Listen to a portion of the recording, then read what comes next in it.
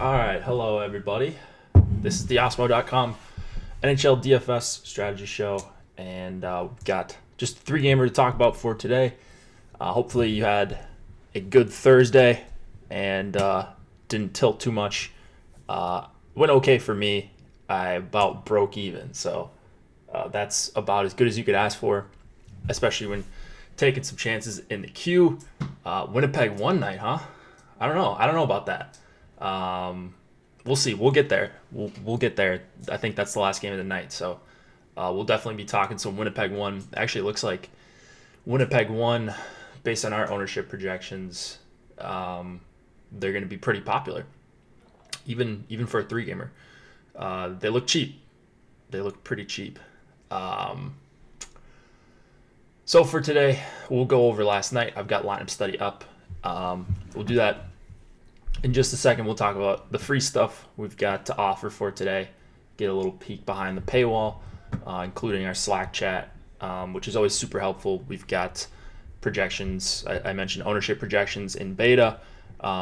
Those are only going to get better as we get more and more data. And then we've got NHL Live blog where you can get updates in real time with analysis on any changes that happen. Super useful for bigger slates, especially if you're not around your computer all day. If you don't do this for a job, or you're a newer player, it might help you react to news a little bit better. We try to help you out with that. So that's also something we are looking to make a more regular thing. Lineup Builder, we talk about this all the time. What's up, Llama? Lineup Builder is free today, so we'll have the grades up here for the duration of the show, and then you can try it out. You can build lineups here. You can export them. You can build multiple, export them, get your GPA once the lineup is filled out, and it's a pretty cool tool, especially if you like to hand build. You've got the tools that you need to hand build all in one screen. Strategy syllabus for today is also that will get opened up once I think it's out, so that should get opened up pretty soon. One of the guys on our social media team will open that up to the public, and that is a pretty cool thing, kind of a survey, expert survey, I guess you'd call it. And then Osmo's top NFL stacks. Even though it is just 2-game slate, you can get an edge looking at the top stacks tool. This is my favorite tool for MLB. Try to figure out a way to work it into my process for every sport. Haven't quite figured out how to do it for NFL, but I'm more of a donator in NFL anyways. So anyways, you can see which stacks are going to go over-owned, under-owned, and yeah, it's just a great tool for all sports. We're pushing to try to get one for NHL as well, so hopefully that comes along later this season or next season. Okay. Oh, giveaway. Well, basically a giveaway. So we've got UFC 246. You get a $1 Osmo Plus weekly MMA pass with promo code UFC 246. So if you want to do that, here's the tweet. You can find out some more information. That'll give you a link to the join page, and $1 for your first week. That is a pretty good deal, especially if you're trying to play some MMA tonight. Yeah, so this is a Yahoo show, but we'll talk about that. We can talk about, the winner of that, those single entries on DK, those are, you get black rewards for February, which is, black's obviously way better than whatever the tier below is. Those are the daily rewards every day. Yahoo Daily Fantasy Sports is the sponsor. As I just mentioned, they help us continue to do this kind of content for free. And been playing some NHL over on Yahoo. This has been my favorite tournament, the $12. You're not going to see a lot of 150 max tournaments. They do have a couple of those, but not for NHL. So if you like hand building and you just want to get some more volume down and play against hopefully some weaker players, I think Yahoo is a great place to do that. So go try them out. Use promo code OSMO to get up to $30 in Yahoo Sports rewards points. When you do that, Yahoo Sports rewards points are just cash in for their DFS product. NBA, NFL, all the normal stuff. It's just a good product, and we're very happy that they continue to support us. And I see a bunch of you guys in Slack, especially, getting on the Yahoo train, so that's good to see. Lineup study from last night. Here is the 25K to first icebreaker.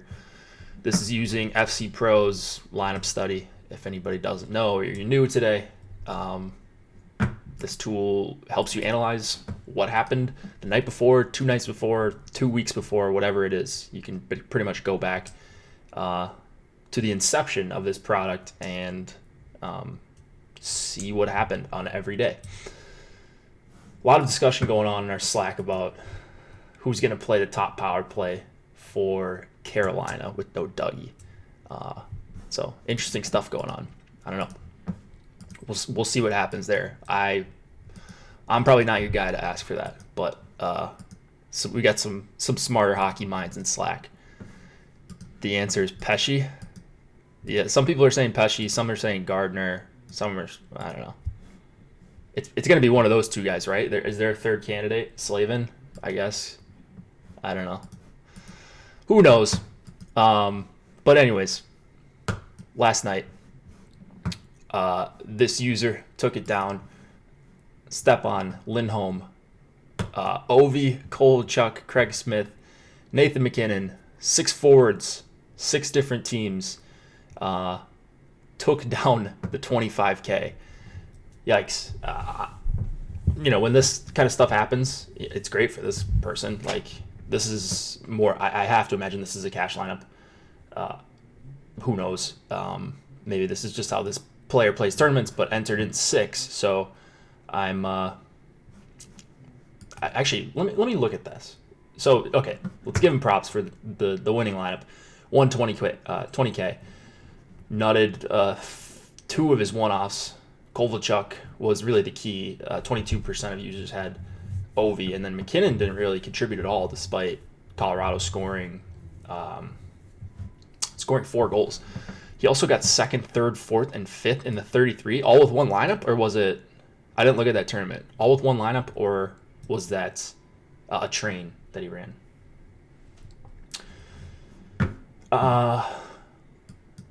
Anyways, let's see. Let's look at the rest of these lineups. Can I look at multiple? Actually, I know there's a way to do it. I just haven't figured it out. So let's look at the second place. Okay, so this is just Stastny, Stone, Pacioretty, Smith. So 4 forward, no defenseman stack here. Ovi one-off. That definitely did the trick last night. I think Ovi got the 3-point bonus, the 5-shot bonus, and the hat trick bonus all with that last goal. So that's gonna happen with these bonuses. But yeah, he really ended some people's nights early if you ended up not there. Shift click. Oh, okay. Oh, Llama knows. All right, let's look at all these lineups. A few of these side by side. All right, now I lost the power. Okay, there we go. Yeah, so just a very, very little correlation all around. Not how I play, but this looks to be, it looked to work out for this user last night. So there you go. Ran a bunch of his or her lineups just like this. So pretty cool stuff. There are multiple ways to win, especially when you're talking about a tournament with only 354 entries. We see it every once in a while, but that doesn't necessarily happen in the big tournaments very often. So you're looking at least one full stack oftentimes, especially in a slate of 13 games. We can look at the $10. That's beautiful. Thank you, Fantasy Cruncher. Yeah, there you go. Our buddy Brick took down second place. Let's look at the first place finisher. Backstrom, Ovi, Wilson, Deneau, Kovalchuk, Tatar. I think I came on here yesterday and said I was going to, I just had no interest in Montreal. I didn't. and I got bit by that. I don't even know if I was going to get to Montreal 1 anyways, but I think I ended up crossing them off. And so, yeah, they ended up being the nuts in the biggest tournament, or the most entry, the highest entry tournament on the site. Graves Shattenkirk. Couple low-owned defensemen, really low-owned second stack, and then obviously the chalky Caps 1. Yeah, so 4-3-1, and there you go. That's what happens sometimes when you fade stuff because of hard matching. I think I would probably do the same thing over again. Josh almost took it down on FanDuel. Who's Joshua? Which Joshua are we talking about? 1% owned line nuts. Let's look at Brick. I think Brick was running some funky stuff last night. Oh no, he had Washington 1 plus Montreal 1, and then no correlated defenseman, but correlated goalie Samsonov, Chikrin, and Mike Riley. There you go. Wait, who's... Oh, Josh. Oh, okay, Joshua. Got it. All right. Never heard him referred to as Joshua. Let's look at his lineups.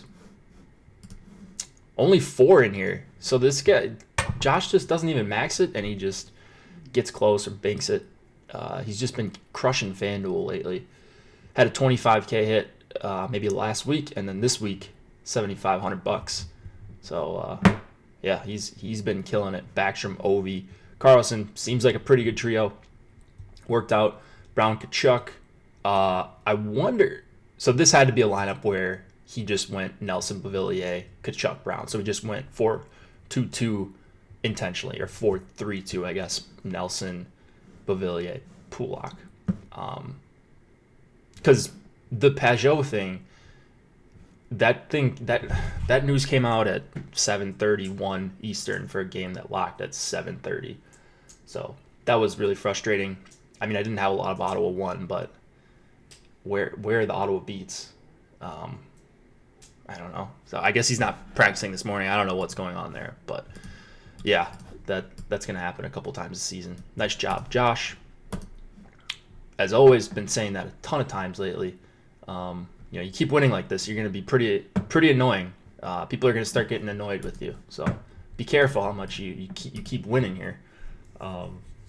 People will be coming for your crown soon enough. Yeah, that was really tilting. Okay. Should we talk about today's games? What time is it? 4:19. All right, where am I going here? Oh, I always try to show you guys what I did, and it was not very impressive last night. Here's my lineups. This was my best. Yeah, not very good. 159. I was like 40 points off of first place, so not a good showing for my top lineup. I think I cashed a decent amount, and so that's what saved me. Yeah, I cashed almost a third, so didn't get completely crushed in this tournament. Actually, not bad. All things considered, when I was nowhere near the top scoring lineup. So yeah, faded Montreal. I think a bunch of us were on that. So that bit us. That bit us pretty bad. Anyone playing Eric Halla on this 3-game slate? I believe people will be playing Halla. He will get played some for sure. So today's slate. Again, if you want to follow along with the lineup builder, here you go. It's free today. Corsi asks, are you slamming 100% Malkin line tonight? Yeah, that's my username, Earl Gaming YT. I'm assuming that's for YouTube. Yeah, that's me. I'm not slamming 100% Malkin. I don't know. Maybe I'm missing something. You might be onto something there, Corsi. But we'll start with said Malkin and his team. 3.6 implied total for the Penguins, 2.4 for the Red Wings. Matt Murray, we're expecting to go against Jimmy Howard it was Tristan Jarry last night. So you would expect back-to-back it would be Murray. Pittsburgh was pretty quiet last night. Tonight they are going to be popular. And specifically the Malkin line, we have being very popular.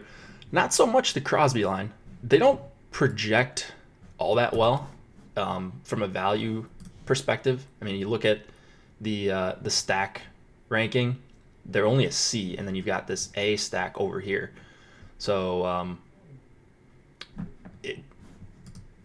for a GPP player, that makes me think, all right, maybe I should be at least looking at, taking a good stand on Crosby. I ran a crunch before the show, and I got very little Crosby, McCann, and Simone out of 150. They're just not great value. I think for raw point-wise, they're not a terrible play. And if you put on, if you think about it in the context of like the top stack tool, they have a decent chance of being the top stack, or, you want to call Pittsburgh power play stack the top stack. Crosby would probably be included in that. And they're not going to get owned very much at all. So this line's played well. Their first couple games together, they played well in Minnesota. They were solid last night. Didn't do a ton of damage, but at least good to see. Probably going to get a really good matchup against Larkin, Bertuzzi, Fabry. Now Detroit 1 isn't that. They're not as terrible as I had it in my head defensively. They're pretty bad though. I think they're over 2.5 expected goals against per 60. That's below average. The chances they're generating, their expected goals for per 60, it's about at average. I think Cliffy said the other day, expected goals per 60 is about 2.2, 2.3, somewhere in there. So they're right around there. Would think they'd be better at 5-on-5, but it's just hard when the rest of your team's so bad. Like, this is your defense crew you're going with. It's just brutal on the Detroit side right now. That being said, if I'm going anywhere on Detroit, it would be this top line. I mean, they're obvious. We have them being good value. They're fully correlated on the power play. If Detroit has a big performance here, as I usually say with Detroit, it would be hard to imagine that Larkin and Bertuzzi and Fabry kill you, at least for their prices. So I try to avoid talking about value too much, because since I'm talking about tournaments 99% of the time, but they are good value. You still do have to get under the salary cap, and if you're talking about GPPs, you're trying to project outlier performances, or not project, you're trying to see how likely that would be. If it does happen, then Detroit 1 is probably going to be a pretty good play. It's not a great matchup for them at all. Crosby line, like I said, playing well. Even if they go up against the Malkin line, that line has been playing incredibly well. They're not elite in terms of what they were doing when it was Malkin, Gensel, and Rust, or I think it was Malkin, Gensel, Simone for a while, but still playing at a high level offensively. Now you've got 3 lines with at least quality players. Pittsburgh getting healthy. Seems like a spot where Detroit's really going to struggle again. So on the Detroit side, I like Larkin a lot as a one-off. I'm playing him a bunch as a one-off. I'm running a lot of 3-2-1s tonight, and so he's going to be my one, or I'll get to some Larkin Fabry, Larkin Bertuzzi. I don't think Detroit 1 is going to be one of my highest owned full stacks. I think that Pitt 1 is going to be up there, though. I can't quit this line. I was in on them early. It's worked out. They've been very good to me. And it's also a good spot, whether or not they go up against Larkin, whether they go up against the Franz Nielsen line, the Filppula line. There's just not a lot to be worried about. Plus, you get 2 guys on the top power play. You can add in Letang if you would like, because they're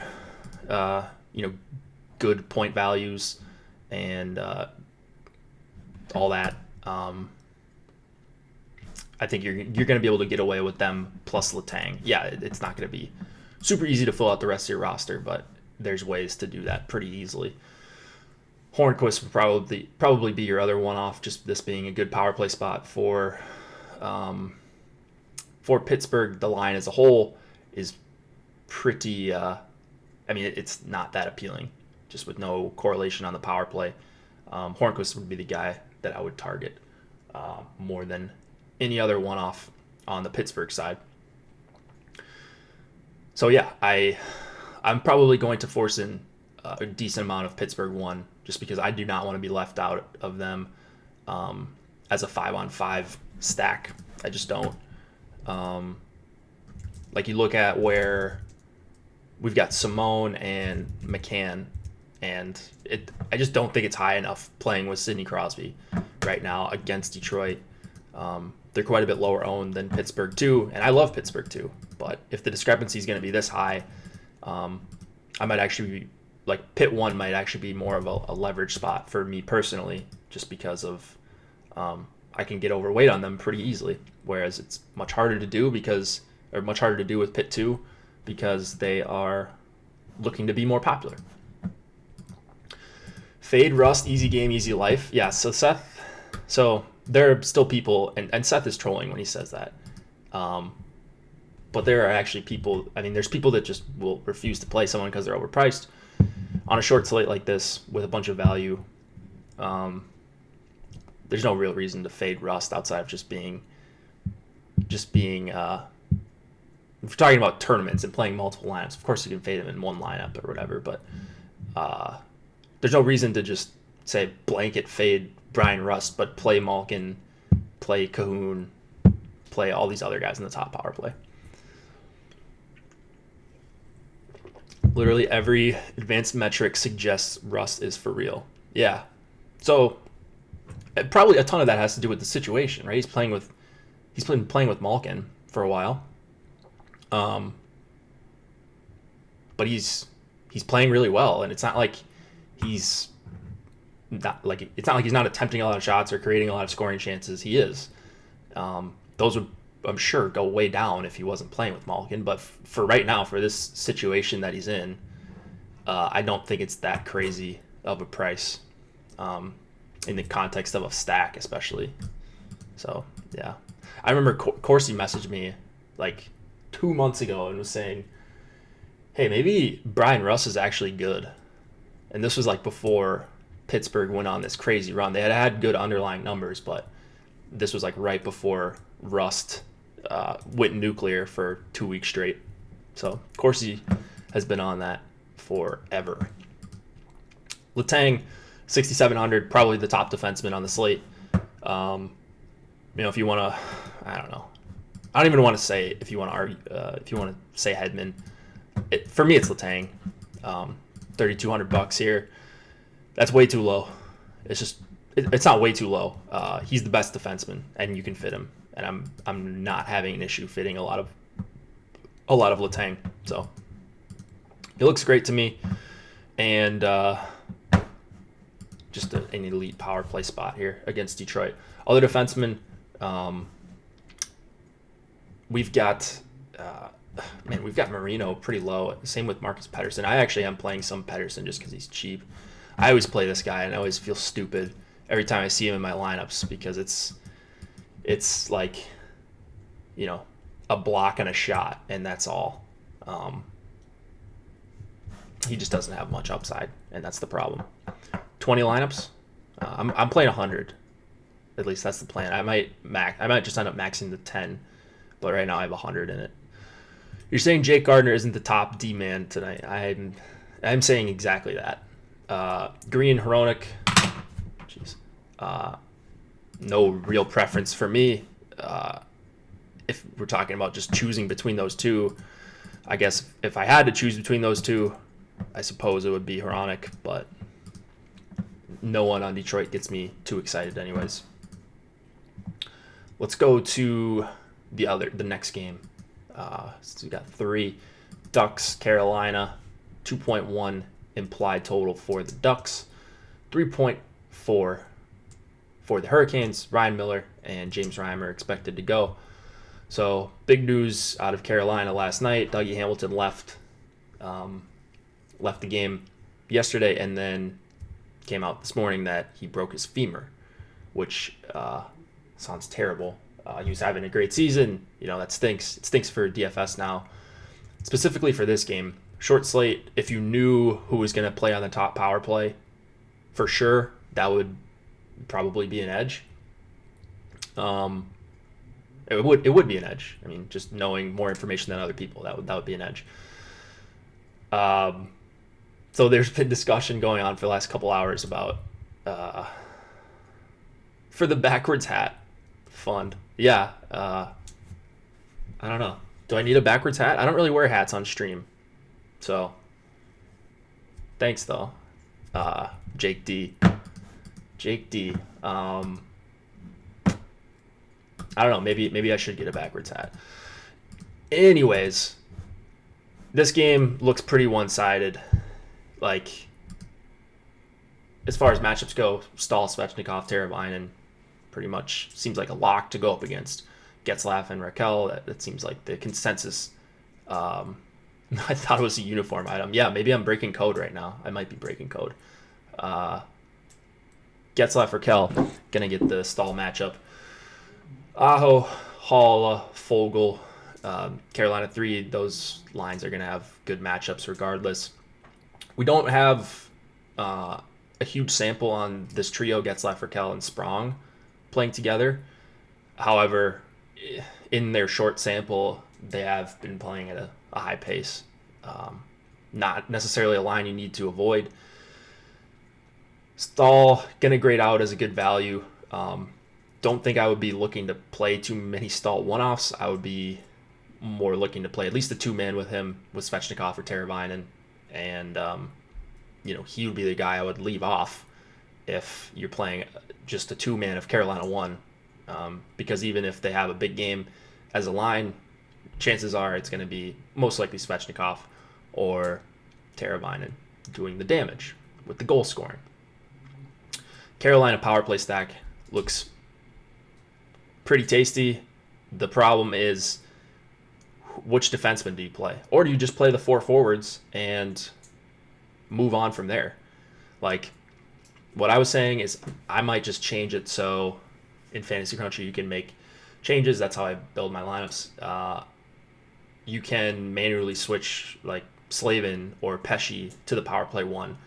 So Gardner, yeah, if he was going to play power play 1 and we knew this for a fact, like if the Carolina Beat said, all right, Gardner practiced with the top power play this morning, or Brendan Moore said he's going to play first crack at power play 1, sure. But we don't have that news. And so I think his ownership's going to be a little bit higher than probably what it should be. He's not a great peripheral guy. So I'd rather take shots with Pesci or Slavin, even if you don't necessarily think they're going to be on top power play. Some people are speculating it could be Pesci. Some people I really respect. And then maybe it's Slavin. Maybe it's Gardner. I have no idea. So what I'm going to do likely is just put Pesci as power play 1 designation or Slavin, because I think those two guys are also fine. They're better one-off plays than Gardner anyways. And then if they get the chance, that's just kind of the cherry on top, if they get the chance on power play 1. On the Duck side, Kasha looks like a fine one-off. I hate all the lines that aren't the top line, but I hate the matchup for the top line. So, yeah, you never really want to cross off a team entirely if you're talking about multi-entering on a 3-game slate like I am doing tonight. But if I had to cross off a team, I don't think it would be Detroit. I think it would be the Ducks. Like I just can't see how Carolina doesn't smoke them in the shot on goal battle, the shot attempts battle. Like Carolina was really impressive last night against Columbus. Like that's not a bad defensive team, and they did some work on them. I don't even know if they ended up winning the game, but I saw they had like 65 shot attempts. I know Corsi's not everything. However, it is a nice tool for talking points, and expected goals is a great tool. So, yeah. I just like Carolina. You guys know that I like Carolina a ton, and tonight looks like a pretty good spot. This is not just a spot where it's popular because of a 3-game slate. It is, I think it would be one of the better spots, like if this were on a 10-game slate, your average 10-game slate. But I don't think it's the best spot. I really don't. I feel like I didn't cover this one fully, because I think Carolina 3 is in play as a full stack. The problem is I don't like stacking full third lines on a 3-game slate. Like if you were just going with the testosterone 3-3 style, then yeah, you'd probably get a bunch of full 3-man Carolina stacks. You could pair them with like a Tampa power play stack if you wanted. That might be something to consider. My favorite full stack, or not full stack, my favorite 2-man on the Carolina side is Aho and Haula. If they're going to play on the top power play, they get the easier matchup. They don't have to deal with Raquel and Getzlaff as much. And then you don't have this stall conundrum. Like Aho he's listed as a center. He's going to play wing on, he's going to play on Haula's wing. So there you go. That's the best 2-man, I think, here. And then Kasha on the other side, like I mentioned, 3,700, just a guy that will shoot the puck. I just don't think that any of these guys look very good on the Ducks for tonight specifically, and just in general. 5K Cam Fowler, boy, has he done anything to deserve this price?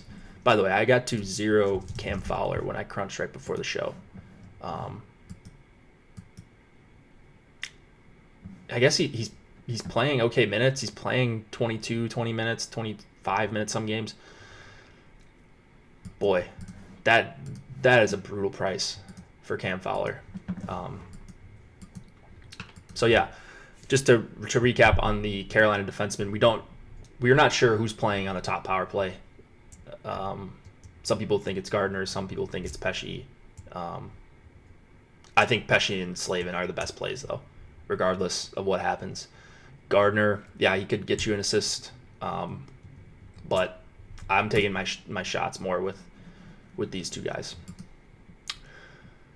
Both A values. There you go. Expected to get a minutes bump there with no Dougie. So sad for Dougie. Now we don't even get to play him. Now we've only got a couple goats left. Tampa, Winnipeg, the final game of the night. Andrei Vasilevsky expected to go against Hellebuck. 3.3 implied total for the Lightning. 2.8 for the Winnipeg Jets. So not necessarily news, but more speculation. Do we think that Tampa is going to flip up their lines last game? They've been doing that quite a bit. But they just had a bad loss last night to Minnesota. They looked bad. I don't know. I think there's a pretty decent chance that Tampa switches up their lines. So I'll just leave it at that. Do with that what you will. I suppose if you were worried about that, like, and the thing I'm worried about is just Palat. Like, could we see where they just go Stamkos back up with Point and Kucherov? I think that there's a chance that happens. Or they just blow up the lines entirely. You're probably safe with Point and Kucherov on the same line. And I think that's what matters the most. And if those two guys are on the same line, they're going to get the matchup against Scheifele, Connor, and Laine, you would think. Now, yes, Winnipeg 1 is cheap. They project really well for us. They project really well for everyone. It's not a terrible spot or anything like that. I think I'm probably going to be below the field on Winnipeg 1.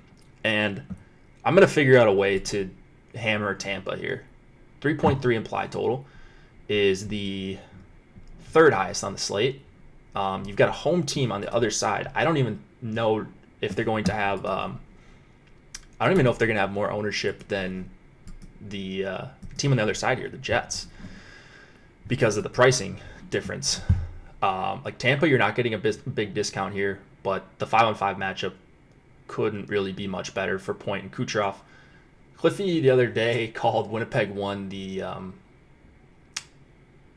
maybe the worst defensive line on in the NHL, and what I think he meant by that is just sustained, like a line with a couple hundred minutes type of thing, and they're really bad. They give up a lot of real goals, a lot of expected goals, a ton of chances. They're just not good, and they keep going up against opposing top competition. In this case, that would be Point and Kucherov. So me, the noted Lightning hater, I will, whether it's manually boosting them or manipulating ownership or doing something, I'm going to get to a ton of Point and Kucherov, Stamkos, basically anyone on the top power play. JV in Slack, he said they were worse than the Rangers, if I remember correctly. I think what he meant by that is the Rangers' average expected goals against per 60 was lower than Winnipeg 1's expected goals against per 60, which is pretty alarming. Yes, Doug Ham will not be playing with the broken fib. Yeah, Dougie's out. Shane W. Yeah, he's out for extended time. Hopefully back for the playoffs. Maybe it'll take Carolina winning a series or two, but I hope we see him again. So, awesome. Oh, yeah. Shane W. Let me, Vots actually messaged me that Dougie was still in the projections. So I thought I took him out. I'm pretty sure I did. We'll fix that. We'll fix that after the show. I'll get right on that. But let's, so just to reiterate, Tampa 1 is, I think, my favorite stack. Tampa power play, I think, is my favorite stack. Up there with Pitt power play. If you wanted to go to a third line, I like Tampa 3 a little bit better than Winnipeg 3. Wheeler, Cop, Ehlers, they're just kind of a whatever stack for me. I think I prefer Tampa all, like, across the board tonight. When you factor in the ownership compared to this Winnipeg side. So, yeah, I'm going to make a pretty decent stand on Tampa here. I don't know why they're not more popular, which makes me think maybe we're under-projecting them, maybe not. But it appears, and it sounds like in chat and everything, that people prefer Pittsburgh. And I get that, but Point, Kucherov, Stamkos, Hedman, those are the guys I want a ton of after Pittsburgh or before them. Min-price McDonough. Yeah, what is going on with that? I saw that this morning. Because wasn't he 3,300 or something yesterday?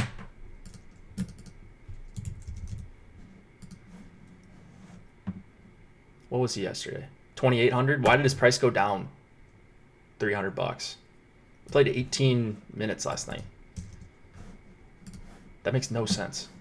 Anyways, just take advantage of that. There's your min salary punt. What do we have him projected for? Yeah, he just came back from injury, but he played last night.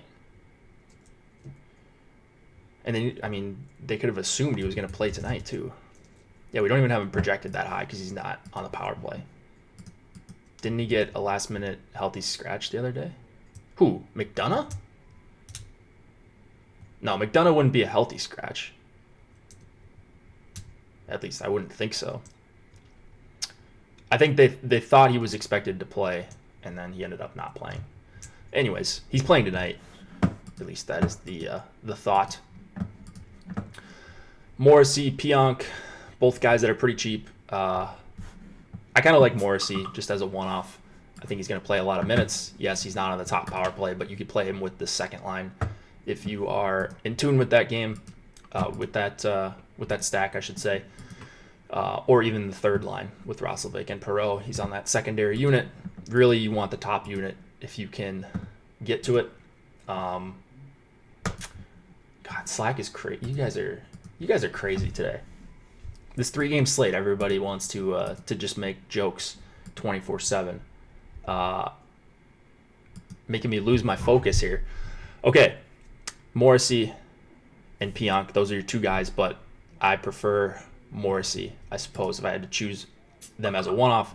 If you're going with the power play, yeah, just play the guy that's correlated, unless you're just being different for the sake of being different. So I think a pretty straightforward slate. I really do. I don't know what to do with the Ducks, and maybe I shouldn't be doing anything with the Ducks, but I just feel like playing 100 lineups.